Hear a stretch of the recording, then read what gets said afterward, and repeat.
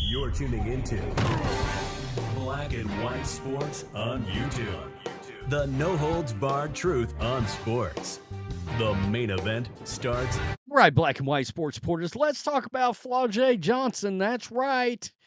The LSU star, and in case you haven't noticed, through two games this season, she's absolutely killing it. Yeah, I understand it's just 2 games, but she has come out and made some comments that I think caught everybody that's an Indiana Fever fan by surprise. And already it seems the new coach is attracting potential superstars to the team.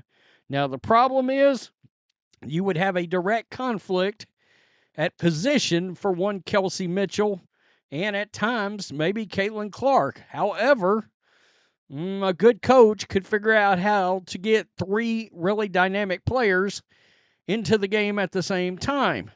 I mean, honestly, how do you not figure out how to make that work to have Caitlin Clark, Kelsey Mitchell, Flau'Jae Johnson, Aaliyah Boston, and Lexi Hull on the court at the same time? You got to figure out how to be able to do that if she was to come out in the WNBA draft, or maybe she comes out not this year but the following year. She's got the potential to be the best player in college basketball. I understand Paige is out there and Juju and yada, yada, yada. But you get my point. And now she's made some comments that is signaling the direction of the Indiana Fever. And guys, why this is interesting is this ongoing potential feud she's got. The parents, the mother of Angel Reese and Flau'Jae Johnson, have had a bit of an ongoing issue with each other, and many believe that Angel and Johnson are not getting along. So would it just add an extra layer to everything that's going on involving Angel Reese, the Indiana Fever, the Chicago Sky? Oh, it would be very interesting indeed. And this certainly signals a direction. I listened to the whole video clip. She mentions the Chicago Sky, but it's the Indiana Fever that really got her attention because of Stephanie White and that hiring and how much she thought of Stephanie White and the idea that she might want to play there with the Indiana Fever. Now, y'all seeing the Chicago Sky, Coach T, they let her go after 1 season, which was crazy to me. They let the Indiana Fever head coach go, which was kind of not surprising, but kind of, right? That's very interesting. I mean, she did all she could. She didn't want to dog out Chrissy Sides, but that was kind of not surprising. Gives you an idea of exactly what other players think of Christy Sides. I mean, seriously, Christy Sides was going to be an issue in free agency, potential players that want to come out in the draft. She could look. Johnson could see what we could see. Right.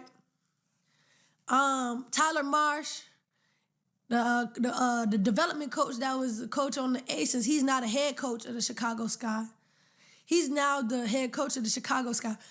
But let me tell y'all, the Indiana Fever having Stephanie White as a head coach, I really like that. Like, I love that. I feel like she a player's coach. Like, I even remember when she was recruiting me at Vanderbilt, like, I was like, I like this lady. Like, I want to go play for her. Like, you know what I'm saying? Like, if she would have stayed, she ended up leaving Vanderbilt, but if she would have stayed, like, I probably would have had Vanderbilt in like real consideration. You see what I'm saying? Because I don't really care to go with people, where they already are. Nah, I was trying to go where I like the people. And she seemed like a good coach, like, you know what I'm saying? And I think I like this for the Indiana Fever. So next season I'm going to be seeing, but I really think I like that. I really think that is a good addition. Like, I really think that is a good addition. Oh, that could be interesting.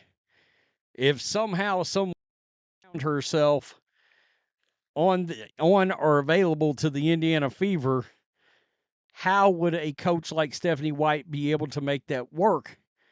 I mean, can you imagine? I mean, you would have a true Big Four then. I don't know. The one thing that could possibly happen is she could play a sixth man role for the Indiana Fever. All right. And the one thing that we noticed as we were watching games last year, when Caitlin Clark came off the court, or Kelsey Mitchell came off the court, the scoring had a tendency to stop, come to a screeching halt at times. She would be a potential weapon that could come in off the bench, or maybe you move Kelsey Mitchell to the sixth man position after a couple of years down the road. I mean, just depending on who's got the hot hand. But the point is, the Indiana Fever's offense had a tendency to fall off when Caitlin Clark had to get a spell, if Kelsey Mitchell had to come out, if one of the two got hurt, you would have somebody that could come in, play the position, and give you real offense. And in case you're wondering, I mean, that is interesting. I mean, we're talking about, she averaged 15 points a game last year at LSU. But this year, I mean, it's not but 2 games, but she's got 24 and a half points right now. All right. Throw in, 6 rebounds, still and a half. It's interesting. It is an interesting player to throw into the conversation. And look, allegedly her mother, Angel Reese, made her voting comment the other day. Somebody brought up the fact that Angel Reese only had a 1.7 GPA at LSU. And there's a lot of people that believe that came from Johnson's mother, who threw it out there. There's something very strange. I don't know if I want to go so far as to call it a feud, but I think it's quite the indictment that you have a potential ex-teammate of Angel Reese. They don't seem to be getting along very well. And I wonder why that is.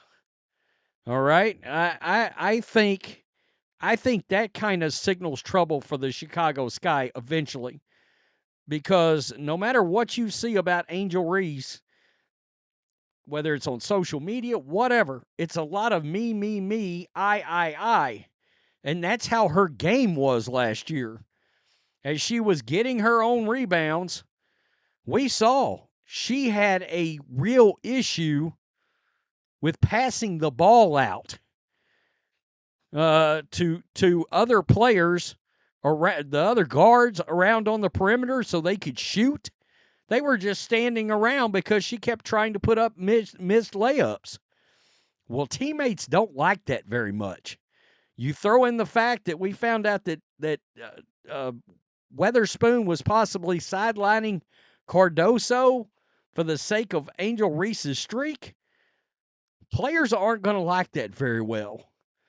Marina Mabry, she didn't want anything to do with it. She went to the Connecticut Sun. She wanted out of town.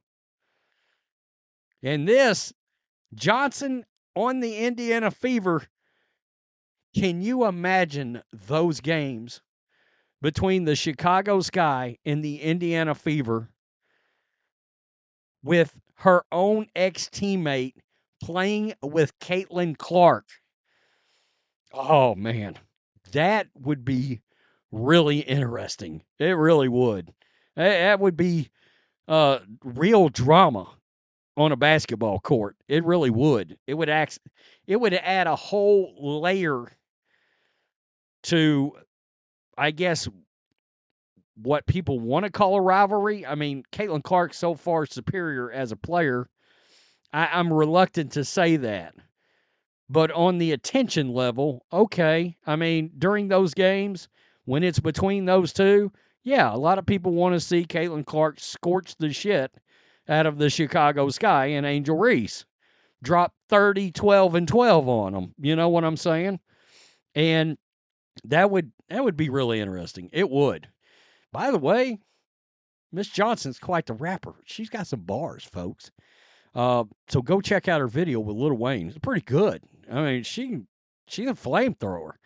Tell me what you think. Peace. I'm out. Till next time. Thanks for watching the show. Be sure to like, comment, and subscribe. Be sure to tune in next time on Black and White Sports.